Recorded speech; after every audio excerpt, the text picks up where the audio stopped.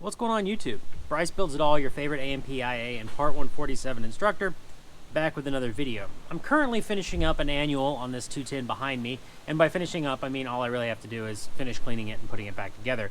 But I wanted to talk about something that I hold kind of dear to my heart, which is there are not enough young mechanics going into general aviation, and how I think we can maybe make that a little bit better.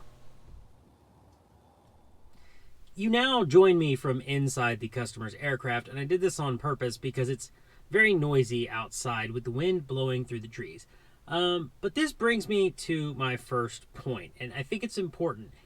When you have more than one person call you and ask for an annual because the IA that they use has passed away, and it's a different IA each time, that's a little weird.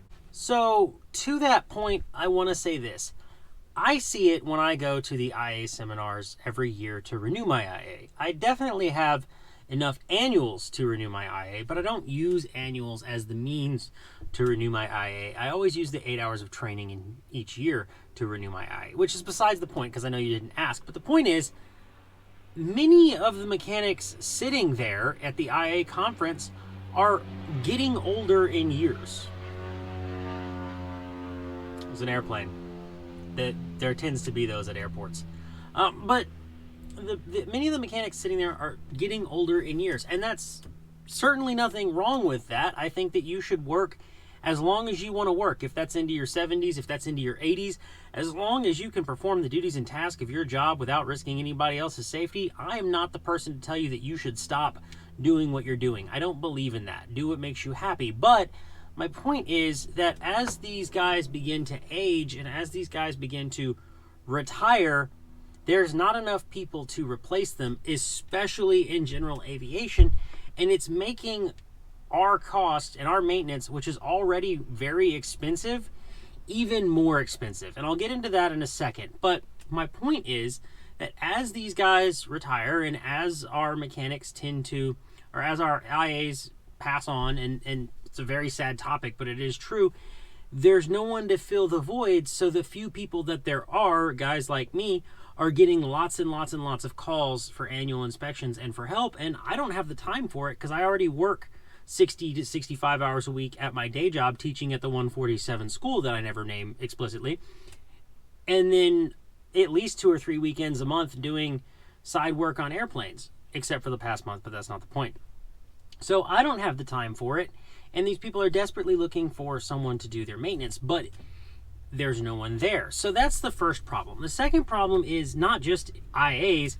There are not enough general aviation mechanics out there, and a lot of the soft skills or hard skills, however you want to say it, a lot of the things that people used to do, the things that were commonplace, mechanics aren't doing anymore. Mechanics aren't learning anymore. It's really hard to find a mechanic who can work on general aviation aircraft because they know or they understand a fuel injection system, they understand a carburetor, they understand whatever it may be.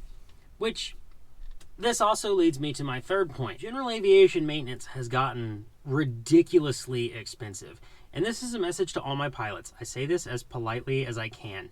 When your mechanic hands you the bill, joyfully pay it. He is trying to put food on his table. Now, I am not saying that there are not bad apples and bad characters out there, because that's the comment I get every single time. I'm going to get my own AMP because these shisty mechanics, these schemesters, these fraudsters out there to take my hard-earned paycheck from me and make me overhaul my engine that's 700 hours past TBO and burning up the oil every 10 hours. They don't know what they're talking about, and so on and so forth. The point is, it is getting really, really, really expensive to be a general aviation mechanic, especially in IA. I have to keep calibrated tools. I have to keep manuals library. I have to do some form of AD research. And those are all very big costs, and they're getting more expensive. I remember when I could take all of my torque wrenches, my compression tester, my tensiometer, and basically all of my measurement tools, and I could drop them off at the metrology lab, and I could get everything calibrated for like $500, and it's almost over $1,000 now just for my tool calibrations. That's doubled. The manuals libraries have all gone up to a subscription basis. Used to, you just signed up for the manual subscription service, and then you paid for each manual. But now they're charging a monthly cost for all of the individual manuals you need, and the option is there to buy them, but you're not going to buy an annual or manual for an airplane that you only work on once a year. But again, that's besides the point. So on the other side of the house, the cost of performing maintenance and being an aircraft mechanic are going through the roof. I got a quote for insurance a while back because I was looking at a Better Business insurance policy, and they wanted like $18,000 a year for a general liability $1 million life insurance, or not life insurance, $1 million insurance policy to work on general aviation aircraft. $18,000 a year. I do this as a side business. I'm lucky to make $18,000 after all my other expenses, let alone just pay that for insurance. It's not worth it. Whew, I was getting a little worked up there for a minute. I had to pause and recenter my thoughts. ADHD can have a tendency to make things run away from you. But anyways, the other problem is I don't think there's enough incentive to get young people into general aviation as mechanics, nor is there really a lot of incentive to be an aircraft owner anymore because of how expensive it is, which is why I think we're seeing such a mass exodus to experimentals. But maintenance is no different. So how do we as maintainers attract the young people coming out of A&P school and say, no, don't go to the airlines and go make $25 to $35 an hour in your first year fresh out of school. Instead, come work for me with no benefits and no time off and really nothing at all other than a $15 an hour paycheck. If you're lucky, by the way. My first job in general aviation was $12 an hour. And I had an A&P. Maybe wasn't advisable, but it is what it is. So with those kinds of wages, without any sort of benefits, there's no health insurance, there's no dental, there's no retirement, so on and so forth, it's hard to convince somebody that they need to come be a general aviation aircraft mechanic. And my solution for this, I think, is a simple one. I think if I was ever going to open my own shop, which I don't know that I will, I do enough work to keep myself busy, and I don't want to be responsible for keeping someone else busy and keeping food on somebody else's plate. That's a huge responsibility. So I think what I would do if I went into a general aviation maintenance shop, I would probably charge the owner $100 to $125 an hour, depending on overhead cost and whatnot, but we'll just say $100 an hour to keep it simple. And then I would deduct my overhead cost from that number and pay the mechanic the rest.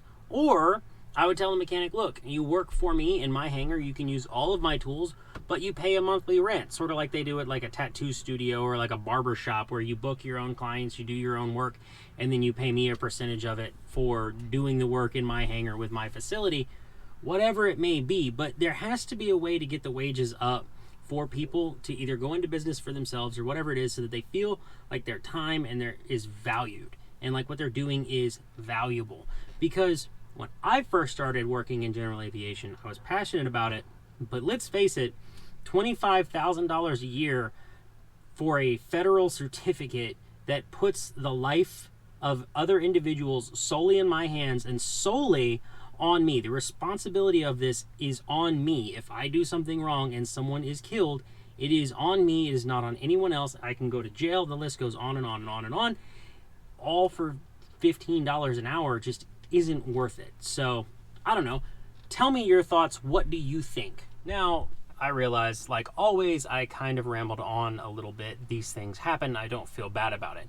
But I do want to hear your thoughts. How, as a community, do we get more people going into general aviation and not airlines? And I'm not even talking about like 135s or on-demand charter operations. I'm literally mean like Cessna 172s, Piper PA 161s, and like 181s and that kind of thing. So how do we get more people into private general aviation maintenance? How do we keep the cost down? How do we keep our hobby alive? Because I can't help but feel, and I'm not an IA, I'm not a pilot, but I can't help but feel it really seems to feel like everyone is trying to take our hobby away from us. They're making it as expensive as possible. In the words of Harley Davidson in the 80s, they want their motorcycles ridden by doctors and lawyers. And that's how it feels. If you don't make $250,000 a year, you don't deserve the joy of owning an airplane. So how do we keep our hobby affordable? And I know some of you are going to say experimentals, and I don't disagree, but how do we keep it affordable, and how do we keep it enticing to people to come into this, to make a living out of it, and to really, really enjoy it as I have? So those are my thoughts. Feel free to share yours in the comments if you disagree with me. If there's anything you want to add, as I always ask, please be respectful. Please keep the discourse polite to one another. There's no need to disrespect anybody over some simple opinions about keeping general aviation alive. So, as always, make sure you follow me on Instagram, join my Discord, send me an email if it's what sends you joy and happiness in your heart, and go build something and be easy.